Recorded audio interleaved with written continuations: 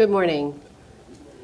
I am Allison Ladd, Deputy Mayor for Economic and Housing Development here in the City of Newark. Mayor Ras J. Baraka, Mayor. Thank you for joining us at this press event today that we will discuss a recently released report, Who Owns Newark?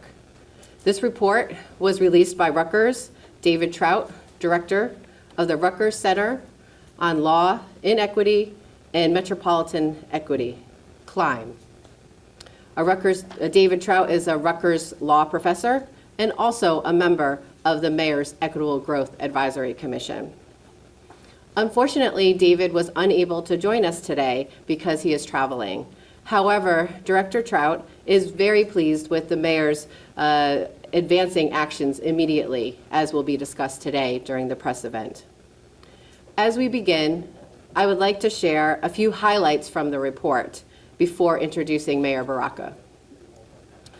First, this report shows that the national trend in investor buying of 1 to 4 unit homes in predominantly Black neighborhoods, and also that is most acute in Newark, New Jersey, where almost half of all of the real estate sales were made by institutional buyers.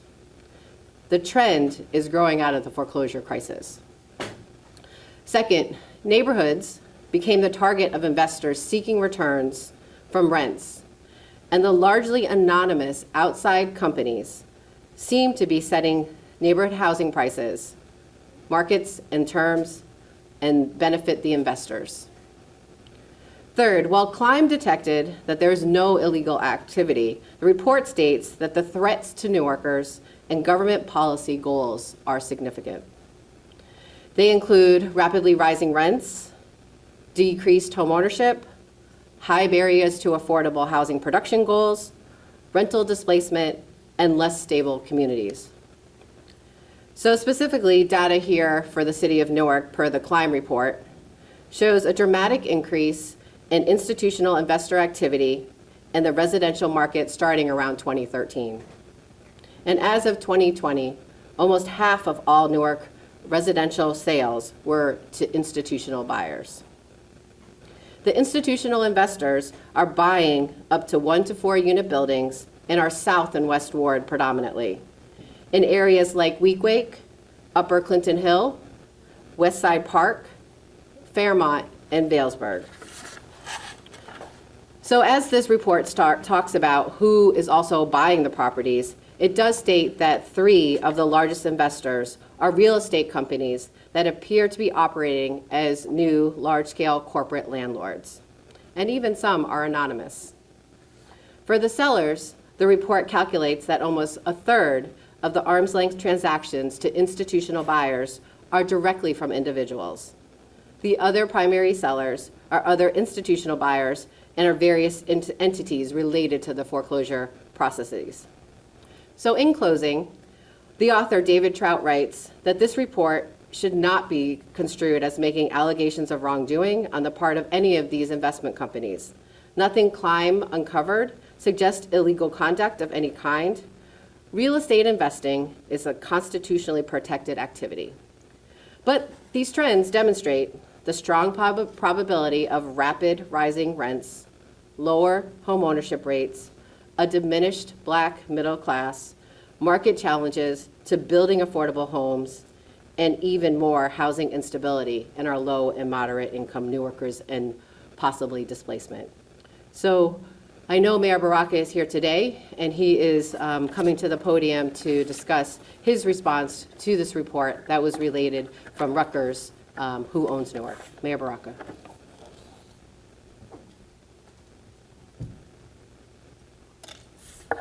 Thank you, Deputy Mayor.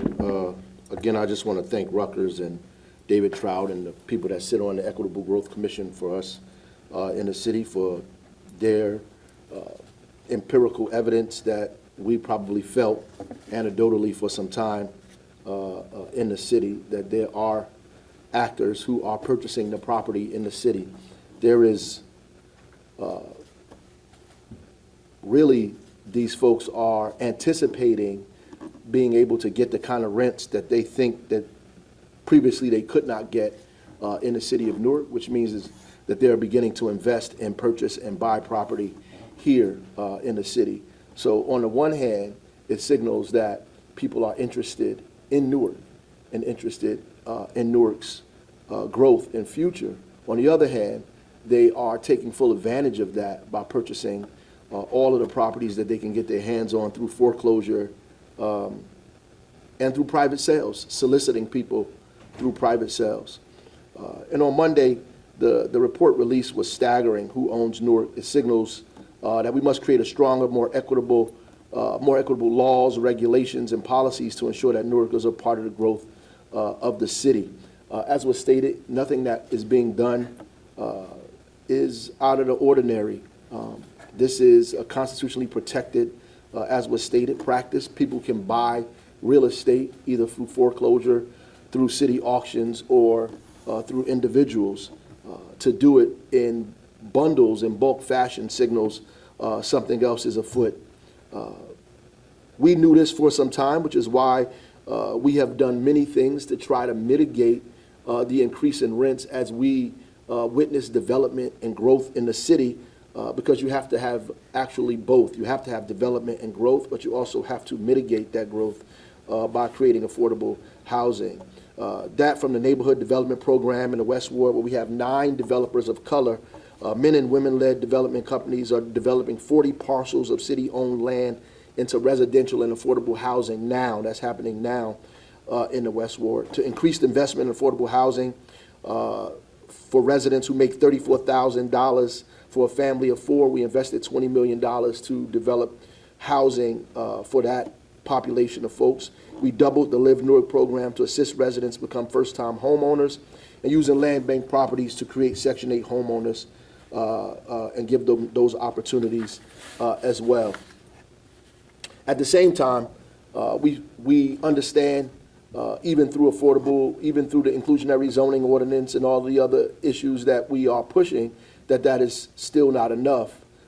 And before I respond directly to the report, I just want to again thank David Trout and thank Rutgers and the members of the Equitable Growth Commission for always keeping us focused and pushing us to make sure we protect the most vulnerable in the city. So there's some specific things that we need to do that we're going to present to the municipal council, and I spoke to them yesterday in the pre-meeting, present to them to get them to assist with us so we can get passed immediately. The first one is we want to make it unlawful for folks to solicit without people's permission, solicit on their phones, through the mail, knocking on doors, which is what's happening, particularly in the wards, in the areas that is listed in the report. There are constant complaints from residents about folks who are sending them mail, calling their home, knocking on their doors, trying to purchase their homes. Secondly, we want to make all LLCs transparent in the purchasing of property.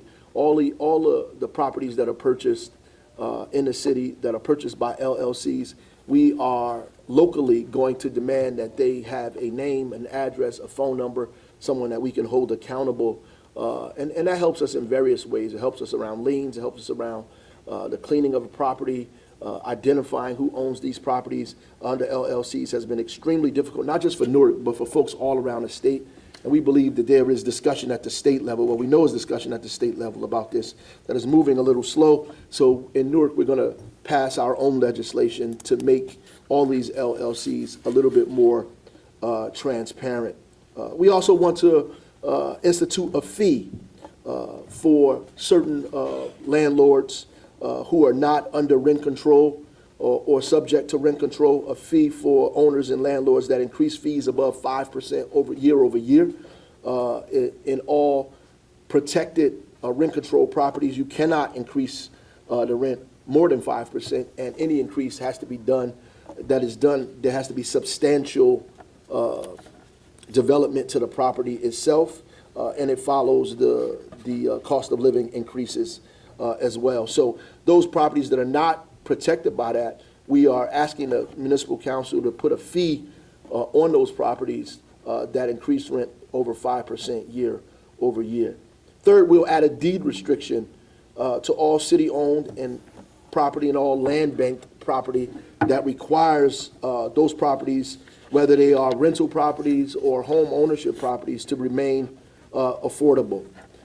So we will put a deed restriction on all of the city properties that are here, all properties that we send to the land bank that require them to remain affordable.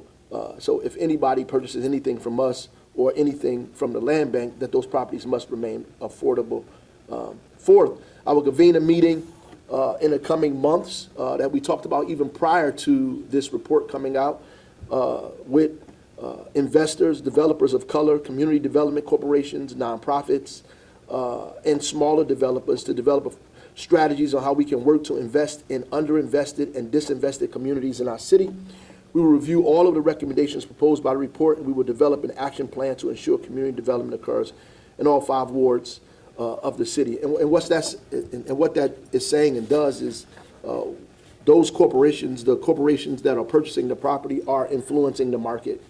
They are pushing the market. In fact, people often complain why we don't develop, why development isn't happening in specific wards. And it is happening, but not at the rate that it's happening downtown, because you can't get the rents in those areas that you can get in downtown community. You can't get those rents because the market doesn't suggest that those rents can be paid, and so people do not invest in those communities, neither does banks. What these corporations are doing are buying these properties above what they've assessed at, above the valued assessment and the assessed value, and they're investing in those properties and raising the rent on those properties, sometimes 100 to 200%, and they're expecting people to come from saturated markets like Hoboken, West New York, Jersey City, Manhattan, to come and fill those rents in the city of Newark, and that in turn kind of affects the market. So we want to do the reverse. We want to affect the market in our own way by purchasing the properties, getting nonprofits to begin to purchase those properties, offering properties that are city-owned, beginning to bundle those properties in those communities, and deed restricting them if we can, using the land bank to begin to do more of that work, and working with nonprofits and small developers to purchase these properties and keep it affordable.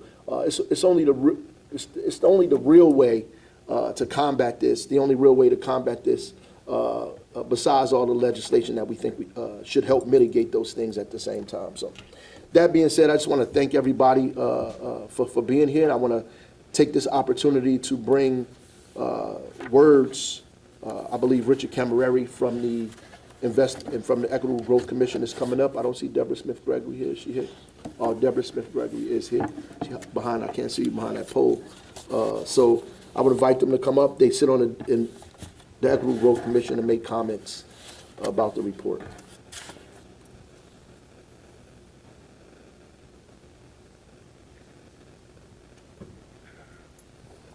Good morning, everyone. Thank you, Mr. Mayor. I want to thank the mayor and deputy mayor for inviting me to participate on behalf of, as an Equitable Growth Advisory Commission member, and on behalf of the Newark Community Development Network. That's a network that's been around 30 years. It includes all the major neighborhood-based community development groups in the city, such as New Community, Urban League, Unified Valesburg, Ironbound, La Casa, more recently Lincoln Park Coast Cultural, Clinton Hill Community Action. These are all groups that have been around, most of them have been around 50-plus years, and have been modeling equitable development in our neighborhoods. And so the opportunity to work collaboratively with both the mayor and with the Climb Center, which is part of Rutgers Newark Law School, is something we've been appreciating for several years now. I think the mayor makes the point, and the report makes the point, that the report is spotlighting acquisition of thousands of units of property throughout the city, but primarily in the south and west wards, parts of the north. These are, as has been said, legal. But just because something's legal doesn't make it right. This acquisition, as the report points out, leads to a great deal of harms and sustaining harms in our neighborhoods, particularly racially inequitable harms in terms of rents rising, displacement of residents, evictions, lowered opportunity for home ownership by people of color in our neighborhoods. These are all things that are harmful, and thus they should be considered wrong, no matter how, quote, legal they might be. I think the mayor's recommendations are a great start in terms of addressing this. I want to thank him for responding to the report so quickly and so publicly. The report just came out, I think, Monday, I think, was it? Yeah, we're on it. I do want to say that again, the recommendations that are proposed by the mayor are really a great start. I know the CDC community will be particularly interested in the right of first refusal for nonprofit developers, but this is something the entire community has to deal with. It's another challenge we face. You know, the Climb Center has produced some very important reports for us. What Newark needs several years ago led to the creation of the Equitable Growth Commission, thanks to the mayor. The report before this, the Gap of Newark Housing, led to the mayor working collaboratively with the community to create a goal of 6,000 units, affordable units, low and moderate income in the next 5 years. These are all things that have to be done, that I believe will be done. It's a challenge, but if we work together, we're going to use this special opportunity recently to take advantage of the fact that, and again, I've kind of been in this arena for, 50 plus years. I've never seen the kind of moment we have today where we can work. We have an administration that's willing to work with the community developers, and we have higher education, specifically the Climb Center through Rutgers Newark, coming together to really support rigorous research, empirical data on the deficits and inequities that Newark faces, and then coming together to really work on responding to these things in comprehensive, coherent, and thoughtful ways. So I want to, again, thank the mayor, deputy mayor, and certainly David Trout as the founding director of the Climb Center for producing this report. I'm sure there will be more, but right now the object is to get to work and to see how we address these in the most creative and comprehensive ways possible. So thank you, Mr. Mayor. Yeah, thank you. And in all fairness, David Trout made a report to us before the report came out, so we did have a couple of days of knowing this information.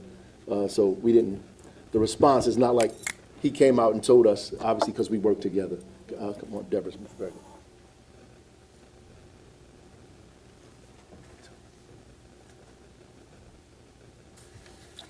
Good morning, Mayor and Deputy Mayor.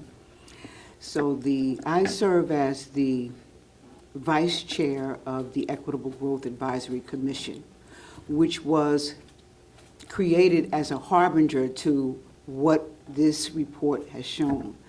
I am a homeowner. I am not a community developer.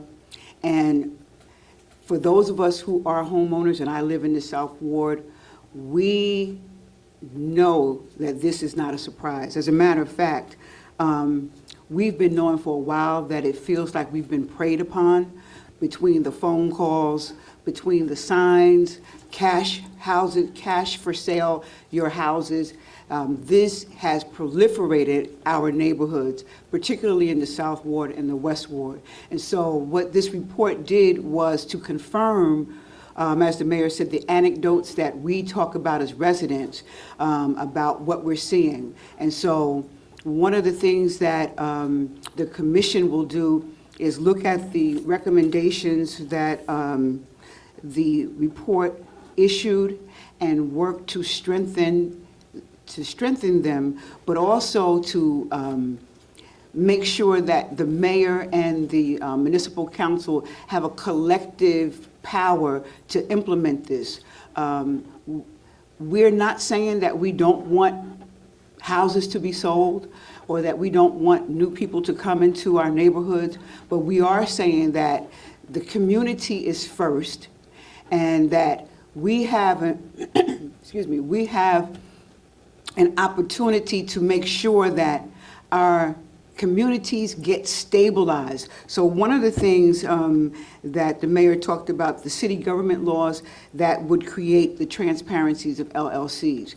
I have to say, being transparent, that I thought about buying a home, another home for a family member, and being very strategic about the home that I wanted and not being able to find out who owns it, not being able to find out the information behind it, to even make an offer, even though I knew that the home was vacant and it was just sitting there. And so if we have the opportunity to ensure that the residents of Newark can take advantage of the opportunities to buy homes, to live in or to put our family members in, then whatever the Equitable Growth Advisory Commission can do to strengthen what the mayor is talking about will help. We will be meeting this month, and we will dive deeply into the recommendations, such as the imposition of fees on the landlord registration. Just different things to make sure that Newark belongs to the residents. That was the purpose of the Equitable Growth Advisory Commission, to ensure that the growth in Newark, because we could all see it, Mayor, we could see what was coming down the pipe, but we want to make sure that it's done in an equitable manner in all the wards, not just some of them. And so I certainly want to commend the mayor. We look forward to working with you to strengthen this, and it has to be, I'm glad to see Councilwoman McIver, because it has to be a collective action between the city administration, the municipal council, and the residents. We will not, it's, as Richard said, it may not be illegal, but it is highly unethical, and it is not a good feeling to feel like we're prey. So I thank you for the opportunity to make those remarks.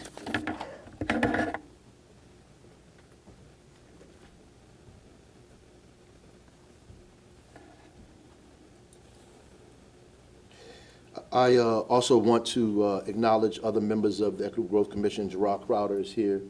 Obviously, our Council Vice President, McGyver, and Darren Sharif is here on behalf of Vivian Cox Fraser Urban League, who does a lot of work for us in terms of our development. And when we have our collective meeting, we definitely are looking forward to the Urban League being a loud voice in our meeting. The work that you've already been doing, building affordable homes in the Fairmount District and other areas, we want to be able to duplicate that throughout the city. So I had to say that.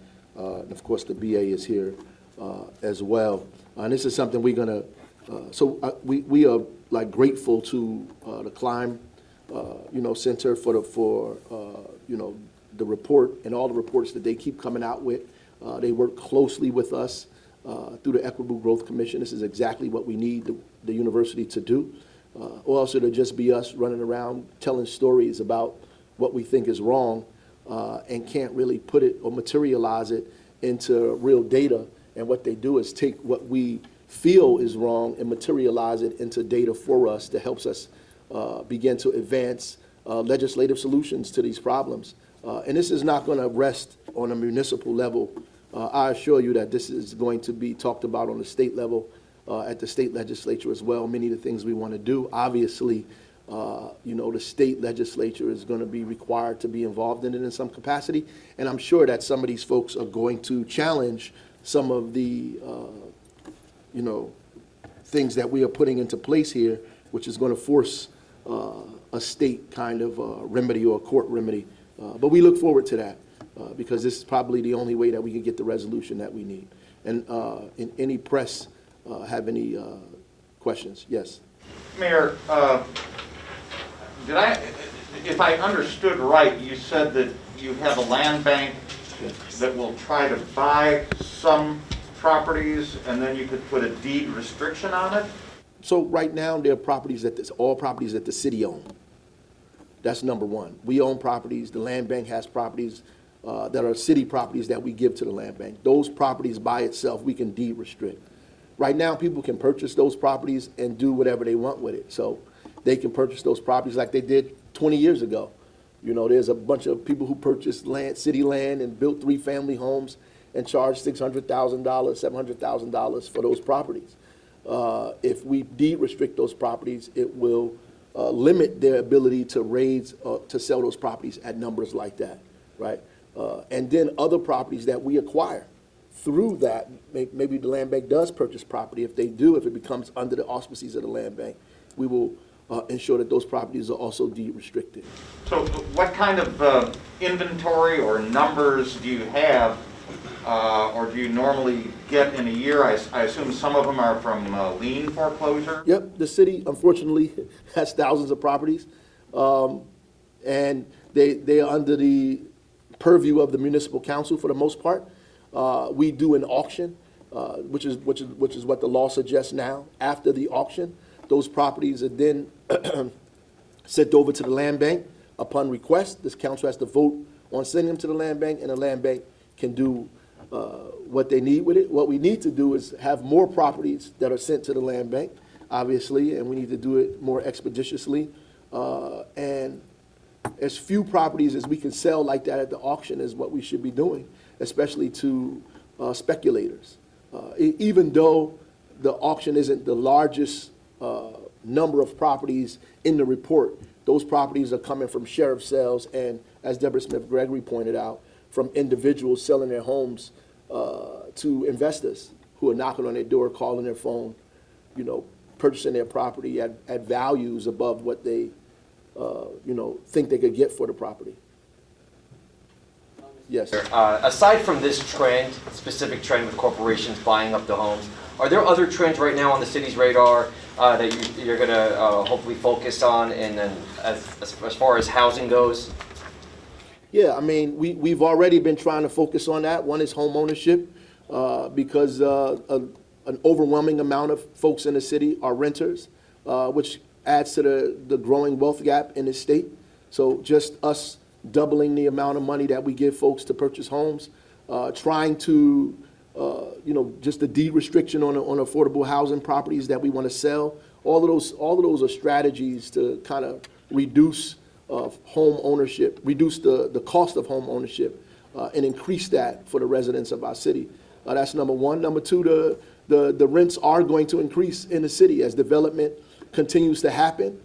In Newark and I believe New Brunswick is two of the state cities that are witnessing the fastest growth in terms of rents because of the development and investment that's happening here, and the saturation of markets outside of the city is bringing people to Newark. If I was used to paying $3,000 for rent in Hoboken and somebody tells me I could pay $2,200 in Newark, I'm going to take that. The problem is the resident here was used to paying $1,500. So that rent increase creates a problem. And so we have to find a way to keep properties affordable, those properties that are already affordable, through rent control, and then kind of slowing down the speed that these rents are increasing in the city and creating more affordability here for us. And something that's not talked about is trying to increase people's salaries as well. Yes. The money that's taken in from the fees, where did that money land? And if it doesn't land back in the hands of those residents, how can it? It goes to the Affordable Housing Trust Fund. So right now, we use the Affordable Housing Trust Fund to invest in other development out around the city that is affordable. And we can begin to use that to invest in mortgages to keep home ownership higher and the price of it lower. So what the inclusionary zoning ordinance does is it forces developers to put affordability in their property. But even if we took every development downtown and put 20% affordability in all of these developments downtown, we still would not reach our 6,000 number goal. We obviously need the help of the Housing Authority and to be able to have a pot of money to invest in other projects that are doing more than 20%, that are doing 50%, like Ms. Bayo did across the street from City Hall, or other projects around the city that's going to take considerable amount of subsidy, and Affordable Housing Trust Fund will provide that subsidy for them to build the affordability in those properties. But is there a way to get the money back to the residents directly? Well, there's the way you do that is begin to get local developers to develop those properties and invest in the development that they're doing, which is what we're trying to do even in the West Ward with the 40 developers that we have. So Affordable Housing Trust Fund is limited. We have to use that money on housing and development, right? So the only way that we could make sure that a resident got some of that money is if that resident became a developer or was a part of a nonprofit that was interested in doing development as well. Mr. Mayor, have you heard or do you know if any of these institutional investors have gotten into bidding wars with potential regular buyers? Well, that's a good question. We'd probably have to sit down with the Klein folks and see that, but I can imagine so. I've attended a couple of auctions, and I've seen people very discouraged at the auction who saw a property that they wanted. This was prior to the land bank. That's why we try to encourage people to go through the land bank, try to get a property at a price, and it was sold at a value higher, at a price higher than the value of the property. So, yeah, I can see that happening. Mayor, how do you, your first measure, make it unlawful to solicit by phone, by mail? Without permission. So they've done that in other municipalities. I believe Jersey City has that. There's other municipalities that have that law. We looked at it, and we want to adopt it here in Newark to make it unlawful without permission. So when people call you, and some of the things that you get, they say, if you don't want any more of these, reply, stop, right? These people don't have that on there. They call your cell phone directly. How they get your cell phone number is a horse of another color that we need to begin to investigate how they even got your information. But they have your cell phone, they have your address, they have your name, and they constantly call and leave things on your porch, your mail. And there's been a lot of complaints from people about that. And so we want to restrict people's ability to do that. In 2020, that half of the sales to institutional investors, was that coming, and I realize the land bank wasn't implemented then, but is that coming from properties owned or controlled by the city? Are they in foreclosure, or is that Right. all private sales? Very, very few of them are city-owned property. So most of it is foreclosed property from sheriff sales and private sales, based on what the report outlines. Some of it is, but most of it is like individual purchase from individuals and things from the sheriff's sale, foreclosure sheriff's sale. Yeah. And is there, sorry to follow, when an institutional investor buys a private home, Right. you mentioned, is there a trend where they're sitting on that for a significant amount of time? And like, do you see anything, can you speak to that? They have been sitting on it, waiting for the market to change. Now, I think the trend is that these people are beginning to influence the market as opposed to waiting for the market to change. So you buy the property, wait for the market to change so you can raise the rents. But what these folks are doing, which is a little bit more pernicious, that David Trout has pointed out, is that they're influencing the actual market. What they're doing is purchasing the property, investing in it now, and changing the rents now, right? These are not rent-controlled properties, so they're changing the rents now, thinking that folks will come and live in these properties and pay that higher rent, which in fact will influence the market if rents are being, if you're able to get that rent on Clinton Avenue or on Elizabeth Avenue, then of course you're going to continue to raise the rent if that happens. Yes, one, and then you're the last one up here. Go ahead. Mayor, can you just talk about if you've seen, do we know how much the rent has increased? I know you've talked about that they're trying to influence the market. And then how did that play into the urgency of you wanting to take action just days after this report came out? Yep. Actually, it was already urgent, right? So we've already been moving in this direction. We actually worked with the Equitable Growth Commission, with David Trout, and he's been talking to the deputy mayor, suggested that we need to bring this to the mayor. It is happening very rapidly. So what we have been doing is things that take over periods of time. So what we need to do is begin to do things more urgent as opposed to waiting for these things to develop or materialize on our part. We've been trying to get local developers to purchase property. We set up a land bank. We've been encouraging the council to put more properties in the land bank so they're not sold at auctions, that they're able to be distributed at the land bank to local developers, mid-sized developers, local Newark residents, right? Encouraging home ownership through Section 8, using your voucher as a homeowner, putting more money so people can buy homes, having meetings to encourage people to purchase homes, putting $20 million out to encourage developers to build housing for folks at 30% of the AMI. So all of those things have been happening, and there are a series of things that we obviously got a lot of it, if not most of it, from advice from the Equitable Growth Commission itself, strengthening the inclusionary zoning ordinance. All of those things come from the Equitable Growth Commission, the inclusionary zoning ordinance itself. So just doing those things and waiting for those things to materialize into what we want is obviously have not been enough. They've injected themselves into this process by purchasing all this property quickly. And so we have to do something now to stop the trend from happening. Mayor, is Newark a victim of its own success in terms of the renaissance that we've heard about for 2 decades and the marketing of the city, not just for its housing, but for its cultural amenities and everything else, that has now made it an attractive place that these institutional investors are playing on? Well, that's something that we had a conversation with David Trout about, and he agrees with that. Obviously, there are people who are going to take advantage of that immediately, and that's what they see. If they wouldn't do this if they didn't think people would come and pay the rent, if they didn't think they could get the rents, which is why folks don't develop in those neighborhoods now, because they can't get the rent that they can get downtown. They don't develop on Clinton Avenue because they can't get the rent. So most of the time, we need mid-sized developers, urban league, nonprofits, individuals to do that work. And that's long work because everybody don't have the capital to do the investment that we need up there.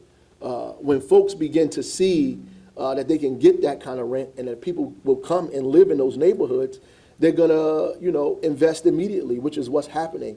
And so I would agree, that people say, just like this concept of gentrification and high rents, this wasn't a conversation 10 years ago. It wasn't a conversation 8 years ago because the development wasn't happening this rapidly.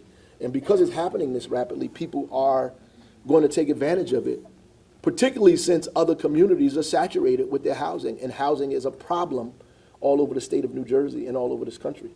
I was talking to Dave last night, and he said that, speaking of gentrification, this is really not, Right. even though, as you say, there are people moving in because the city is Yep. somewhat a victim of its own success. This is not classic gentrification. Right. Because these are uncontrolled housing units largely. So you have outside investors who maybe don't care or No, they don't. and they are raising the rents on the people who are still living there and not replacing them with new renters. Is that Right. Well, it's a gamble is what they're doing. And so we had this conversation. So at the end of the day, if the person can't pay, they are going to leave, which creates homelessness, right, or other issues. And then they do get a new renter. So they are buying they're buying occupied homes and unoccupied homes together, right? So if I buy an occupied home and raise the rents there, their assumption is that either you're going to be able to pay the extra amount or there's going to be somebody who will, right? If I couldn't do that, if I couldn't guarantee myself that ROI, why would I invest in a neighborhood in the first place? It doesn't make any sense for corporate investors to invest in the Weequahic section, Upper Clinton Hill, Vailsburg, all these areas, if they didn't think they was going to get the ROI that they needed, right? The fact that they think that they can get this return on their investment means that they see something that's going on in those neighborhoods and in the city that other people may not see. Same way people lived in properties in Harlem or owned homes in Harlem that they sold brownstones for $250,000 that are now selling for $1 million. So it's the same trend in a very exacerbated way right here in the city of Newark, because the trend in Harlem happened after the market changed. This is something that these people are doing to influence the change in the market. That's it. No more questions. They're giving me the signal. I appreciate it. Thank you for coming. I'll talk to some of you individually if you like, but thanks for coming. We obviously are going to make a full report to the Municipal Council after we sit with the Climb folks and Equitable Growth Commission. We're going to make a full report and asking them to pass these pieces of legislation. Thank you.